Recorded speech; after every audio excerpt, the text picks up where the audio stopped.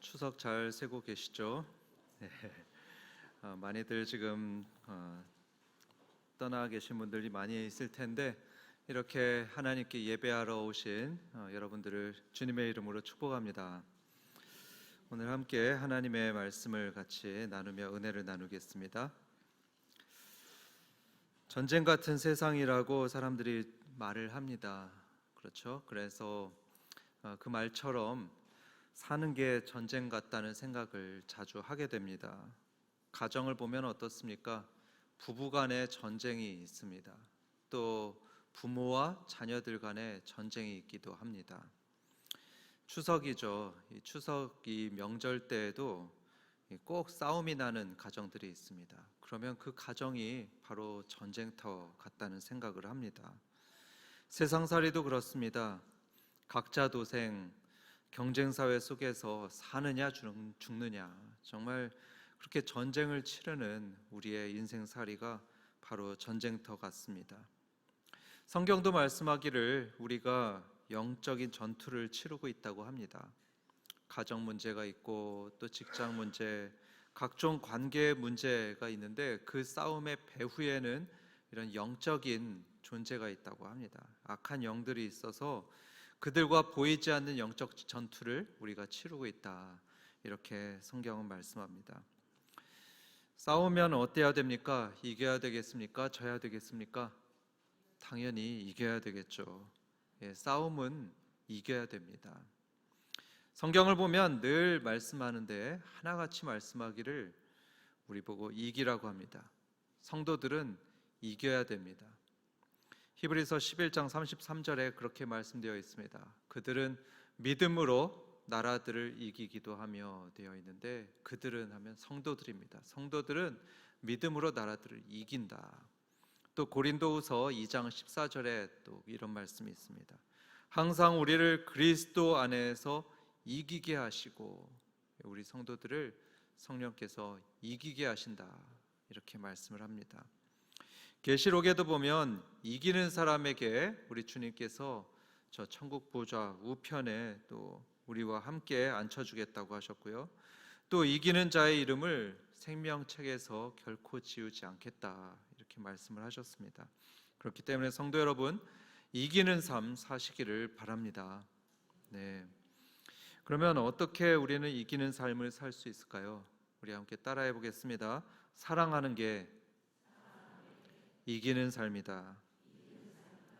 사랑하는 게 이기는 삶이고, 또 사랑할 때 우리는 이기게 됩니다. 우리 사랑하는 한박교회 성도들은 이렇게 사랑함으로써 이기는 삶 사시기를 주님의 이름으로 축원합니다. 사랑을 그렇게 실천했던 초대 기독교인들 얘기를 한번 말씀드리겠습니다. 313년에 로마 제국은 기독교를 국교로 삼게 되었습니다. 그래서 그때부터 313년부터 로마는 기독교 국가가 되었습니다. 그런데 사실 기독교는요, 이 로마 제국의 입장에서 보면 저기 팔레스타인 변방에 있었던 소수 종교일 뿐이었습니다. 겨우 20여 명으로 시작되었던 소수 종교죠. 이방 종교입니다. 그리고 또 같은 하나님을 믿고 있는 유대교에서도 외면하고 있었던 종교라서, 그래서 사람들은 이 기독교를 아주 만만하게 보고 핍박하고 또 박해하게 되었습니다. 크리스찬들이다 그러면요, 이 군인들이 잡아갔습니다. 잡아가가지고 원형 경기장에 사자밥으로 던졌죠. 네로 황제 때는 어떻게 했냐면 이 기독교인들을 살아있는 채로 화형을 시켰습니다. 그것도 이 길에다가 그렇게 화형을 시켜서 밤길을 비추는 등불로 삼기도 했었습니다. 그러니까 핍박이 말도 못하게 심했던 것입니다. 그런데 사람들은 그것을 보면서도 이 기독교와 또 교회에 아주 매력을 느끼고 호감을 느끼게 되었었는데요, 왜 그런 아이러니한 일이 일어나냐? 그때 교회 다니던 사람들이 능력 있게 보여서 그랬을까요? 아니었습니다. 아니면 하나님을 믿는 사람들이 고위공직자가 되고 부자가 되고 뭐 그런 것을 봐서 그랬을까요? 그것도 아니었습니다. 왜 매력을 느끼고 호감을 느꼈냐면 이 기독교인들과 교회가 사랑을 실천했기 때문입니다. 자기를 핍박하는 사람들, 그 원수들조차도 사랑하는 모습을 보였기 때문에, 그래서 당시 사람들은 이 기독교와 교회의 매력과 또 호감을 느끼게 되었습니다. 그 대표적인 예가 이 3세기 때 로마인데요. 로마 전역에 3세기에 전염병이 돌았습니다. 그때 기독교인들이 보여주었던 사랑이 말도 못했었습니다.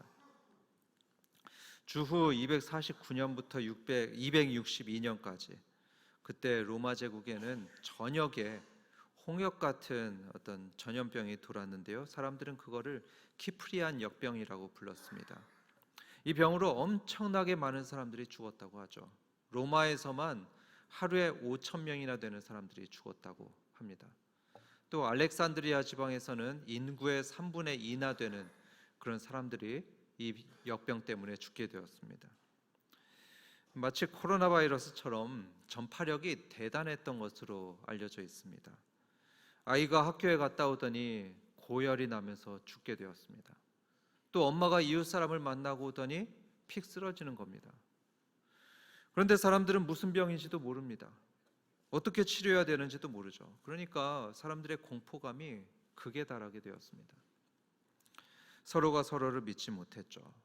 누가 병에 걸렸다 그러면 그 사람 피하고 심지어는 가족조차 버리고 떠났습니다. 부모가 자녀를 버렸고요. 또 자녀도 아픈 부모를 외면하면서 그냥 길거리에 내쫓았습니다. 재력 있는 고위층들 또 부자들은 도시를 떠났다고 합니다. 의사들도 떠났답니다. 아우렐리우스 황제 때 가장 유명한 의사, 가장 존경받던 의사가 갈렌이라는 사람이었는데요. 이 전염병이 유행할 때 이 갈렌이라는 의사가 어떻게 했느냐?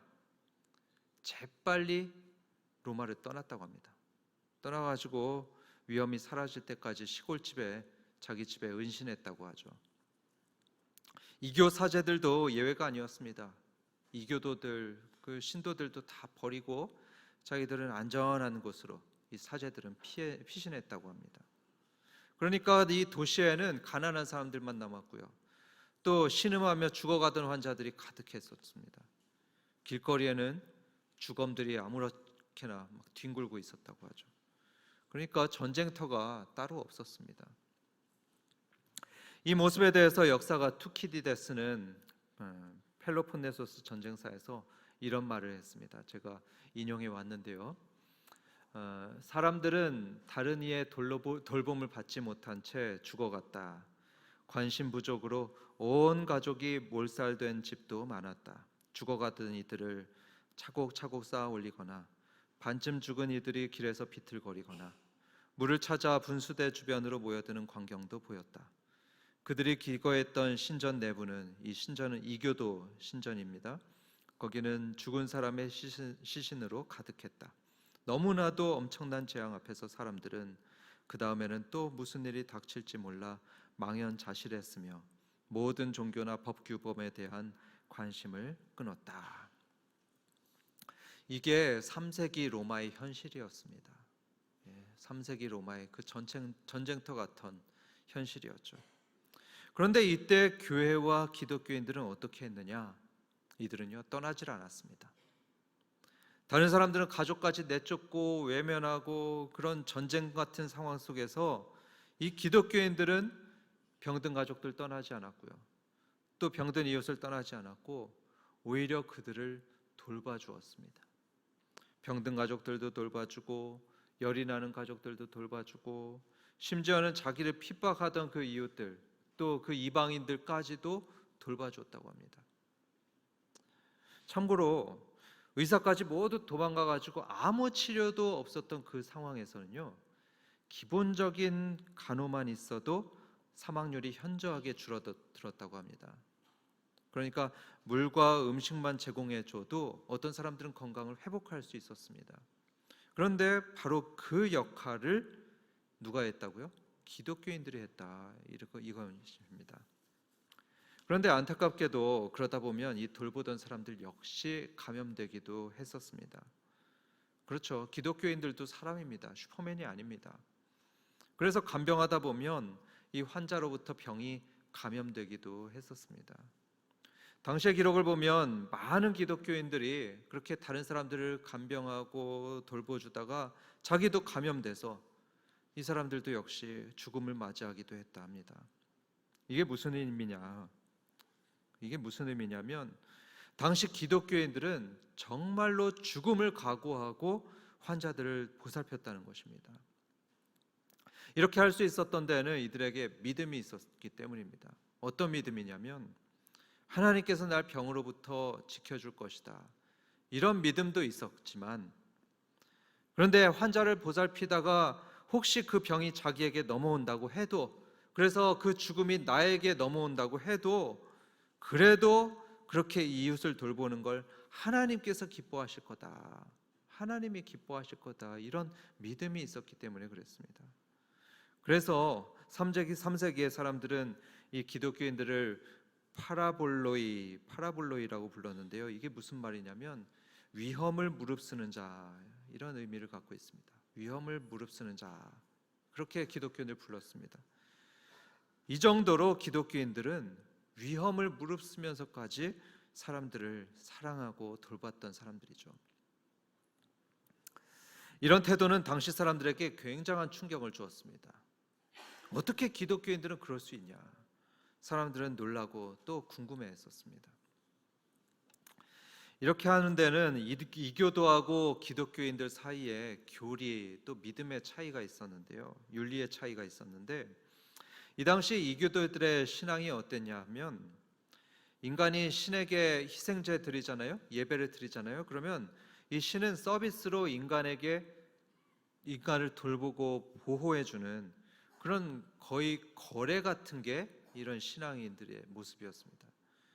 이해득실에 기반한 그런 거래 같은 개념이 있었습니다. 그러니까 이 신과 인간 사이에 거기에는 그 인격적인 그런 관계라는 게 없었습니다. 사람들 사이에도 그랬죠. 사람들 사이에도 서로 돌봐주고 또 사랑해야 된다는 그런 개념은 이교도들 속에 없었습니다. 그러니까 위기가 닥치면 그저 피하고 도망쳤던 게 이 이교도들이었죠. 그런데 기독교는 어땠을까요? 기독교는 전혀 달랐습니다. 기독교의 하나님은 사람들을 사랑한다고 합니다. 사랑하는데 마치 그리스 로마 그런 신들처럼 남신이 여자 성도를 사랑하고 그런 에로스적인 사랑이 아니고요, 희생적인 사랑을 하나님은 하십니다. 사람들을 살리려고 하나님께서 대신 죽는 그런 희생적인 사랑을 하셨습니다. 그게 바로 저 십자가 사랑이죠. 십자가 사건입니다. 하나님의 아들 예수님이 사람들의 죄짐을 지고 십자가에서 대신 죽으셨습니다. 로드니 스타크라는 역사학자는 이런 말을 합니다. 이런 개념은요, 이런 십자가의 사랑은요, 전혀 이교도들이 상상하지도 못하고 들어보지는 못하는 그런 가히 혁명적인 교리다, 이렇게 역사가는 말을 합니다. 이렇게 하나님께서는 자기가 먼저 사람들에게 사랑의 본을 보이시고요, 그리고 자신을 믿는 사람들에게도 이렇게 말씀합니다. 너희도 서로 사랑하라. 내가 너희를 위해서 사랑하며 내 생명을 줬듯이 너희도 서로 사랑해라. 너희가 서로 사랑하지 않으면 나를 기쁘게 할 수 없다, 이렇게 하나님께서 말씀하셨습니다. 그러니까 우리 기독교인들은 서로 사랑했습니다. 사랑했기 때문에 위험을 무릅쓰고 그 환자들에게 물을 주고 음식을 줬고요, 또 그들을 떠나지 않고 지켜줬습니다. 이런 일은 16세기의 유럽이 흑사병으로 초토화가 됐을 때, 그때도 비슷하게 일어났습니다. 여러분, 흑사병도 전염성이 굉장히 강했다고 합니다. 그래서 환자들을 돌보다 보면 이 흑사병에 자기도 감염되기 일쑤였다고 합니다. 그런데 그때 흑사병이 돈 그때에 종교개혁자 루터 목사님은 요한일서 3장 16절을 사람들에게 전해 주었습니다. 요한일서 3장 16절에 말씀하길, 그가 우리를 위하여 목숨을 버리셨으니, 예수님이 우리를 위해서 목숨을 버리셨다고 합니다. 그래서 우리가 이로써 사랑을 알고 우리도 형제들을 위하여 목숨을 버리는 것이 마땅하니라. 루터는 이 말씀을 전하면서 교인들에게 말했습니다. 죽음을 두려워하지 마십시오. 두려워하지 마시고 더 강하고 담대해서 우리의 아픈 형제들, 우리의 아픈 가족들을 돌봅시다. 이렇게 루터는 외쳤습니다. 그런데요, 그렇게 설교만 하지 않았고요. 루터 자신도 환자를 자기 집으로 불러와서 돌봐주고 치료해줬다고 합니다. 이런 사랑 때문에 교회는 그렇게 고통을 겪으면서도 그 수많은 고통의 역사를 극복하고 승리할 수 있게 되었습니다. 전염병은 계속되고 핍박은 계속해서 있는데 오히려 성도들은 더 늘어나고 교회는 점점 더 강해져 갔습니다. 교인 수가 늘어날 수밖에 없었습니다. 왜 그러냐면요, 이 교인들이 서로 계속 보살펴줬기 때문입니다. 이 사람들은 아프다고 가족들 버리지 않았고 교인들 버리지 않았습니다. 버리지 않고 돌봐주니까 이 기독교인들의 생존율이 굉장히 높았습니다. 이교도들에 비해서 엄청나게 높았죠. 그러니까 교인 수가 계속 늘어났습니다. 거기다가 이교도인들과 또 그런 불신자들이 교회로 계속해서 들어왔습니다. 왜 들어왔을까요? 자기가 병들었을 때 교인들이 돌봐줬기 때문입니다. 자기 가족들도 도망쳤습니다. 감염될까 봐 자기 가족들도 도망치고 자기를 버리고 떠났는데 저 예수님 믿는 교인들이 자기를 정성껏 간병해 준 겁니다. 자기를 돌봐줬어요. 그래서 살아났습니다. 그렇게 살아나고 낫게 되니까 너무 고마워서 이제 교회로 찾아오게 된 거죠. 또 불신자들이 왜 교회에 왔냐? 왜냐하면 자기 가족들을 교회가 돌봐줬기 때문입니다. 부모 형제가 병에 걸렸을 때 자기는 부모들을 또 형제들을 버리고 도망쳤습니다. 그런데 전염병이 사라지고 이제 우리 가족들 죽었겠지 하면서 찾아와 보니까 어때요? 가족들이 살아 있습니다. 아니 이게 어떻게 된 건가 알아보니까 저 예수님 믿는 사람들이 이 가족들을 돌봐줬던 겁니다. 자기가 버린 부모 형제 자식 교인들이 돌봐줘가지고 살아난 걸 보니까 마음속에 감동이 일어났습니다. 저도 당신들이 믿는 그 예수님 저도 믿고 싶습니다. 이러면서 이 사람들이 교회로 들어온 것입니다.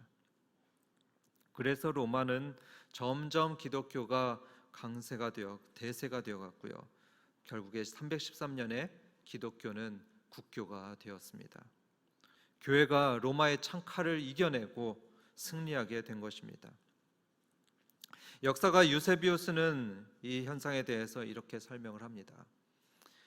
이렇게 기독교가 로마에서 대세가 된 그런 결정적인 이유가 뭐냐? 그것은 어떤 조직적인 선교 활동이 있어서가 아니다. 또 빌리 그레함 같은 설교자가 수천 명씩 개종시켜서도 아니다. 그 이유는 교회가 사랑을 행했기 때문이다 설명합니다.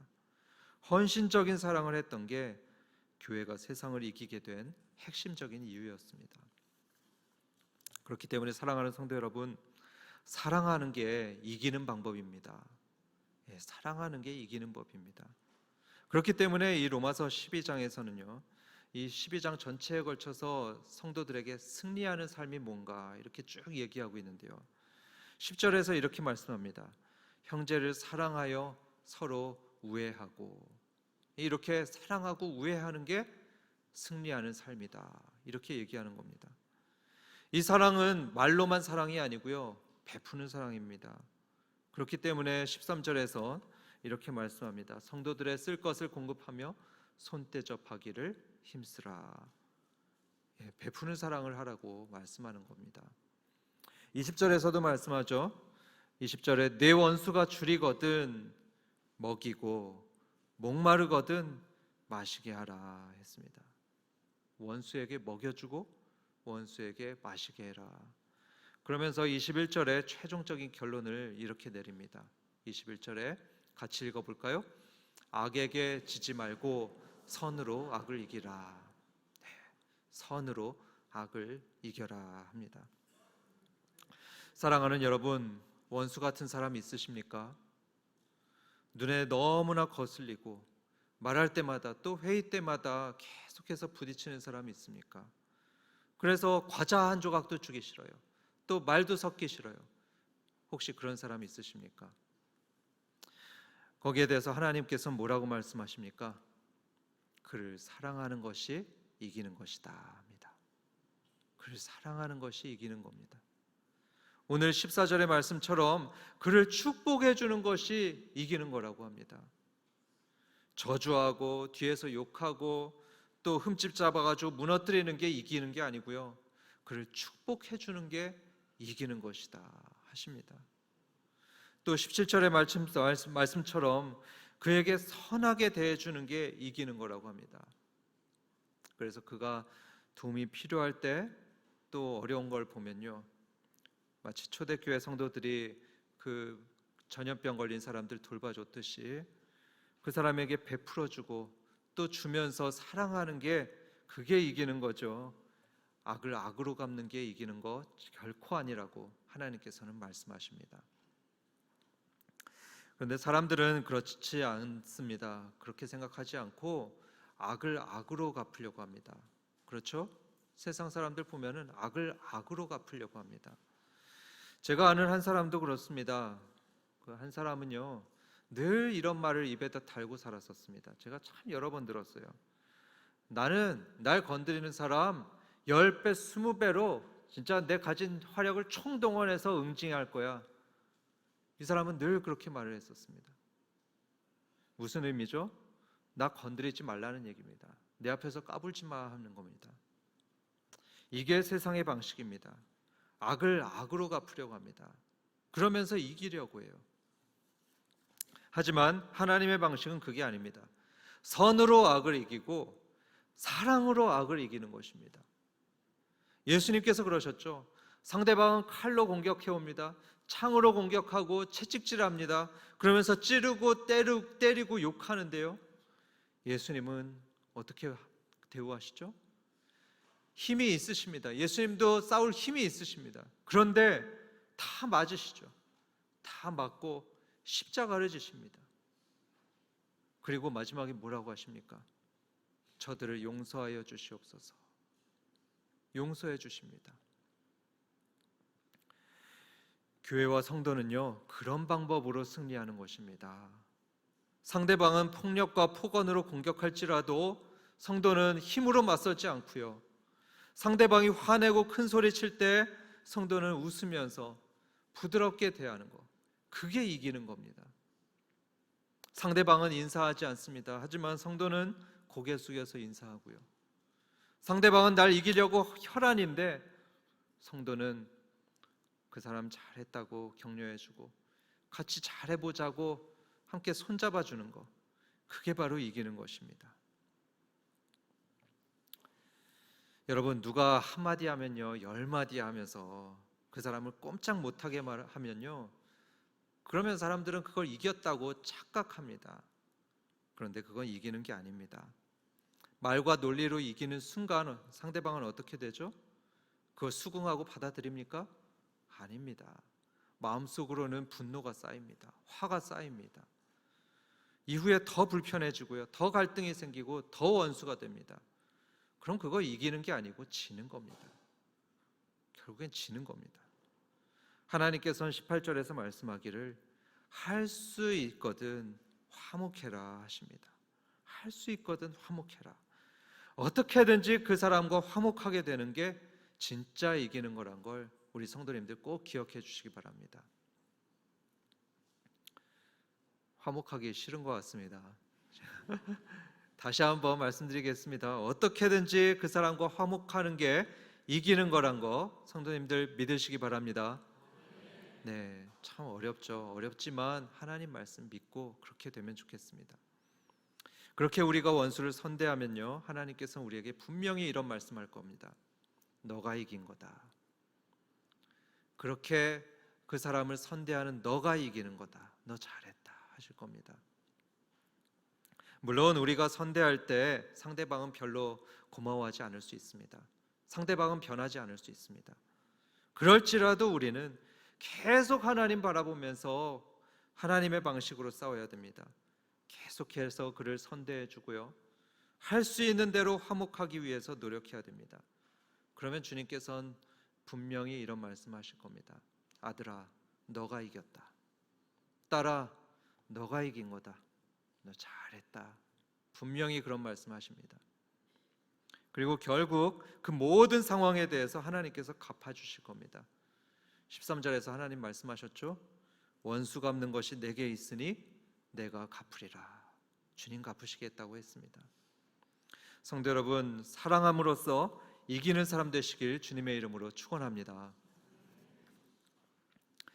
마지막으로 단테의 신곡 말씀을 드리겠는데요. 단테의 신곡을 보면요, 이 천국에 가는 사람들의 모습이 이렇게 나타나 있습니다. 천국 가는 사람들은요, 서로 밑을 받쳐줍니다. 받쳐주면서 서로 올려주려고 합니다. 그러면서 같이 올라갑니다. 그런데 지옥에 가는 사람들의 모습은 정반대입니다. 서로 위로 올라가겠다고 다른 사람들 짓밟고 내리찢습니다. 그 의미는 이거죠. 서로 사랑으로 세워주는 사람들이 이기는 사람들이고 천국 백성들이 된다는 것입니다. 반면 남을 짓밟고 내가 올라가려는 사람들은 지는 사람들입니다. 지옥의 무리들입니다. 그렇기 때문에 우리 성도들은 원수까지도 사랑함으로써 이기는 삶을 살아야 되겠습니다. 교회도 마찬가지입니다. 교회도 그래야 됩니다. 교회가 마치 세상처럼 힘 자랑하고 또 사람 수를 과시하면서 그 세상 사람들하고 싸우려고 하고 이기려고 하면 안 됩니다. 그렇게 하면 안 되고 사랑으로 이겨야 되는 거죠. 교회는 할 수 있는 대로 더 선행을 많이 해야 되고요. 또 사랑 때문에 손해봐야 돼요. 사랑 때문에 희생해야 됩니다. 그럴 때 세상을 이기는 것입니다. 사랑으로 세상을 이기는 우리 한박교회 되고 성도들 되시길 주님의 이름으로 축원합니다.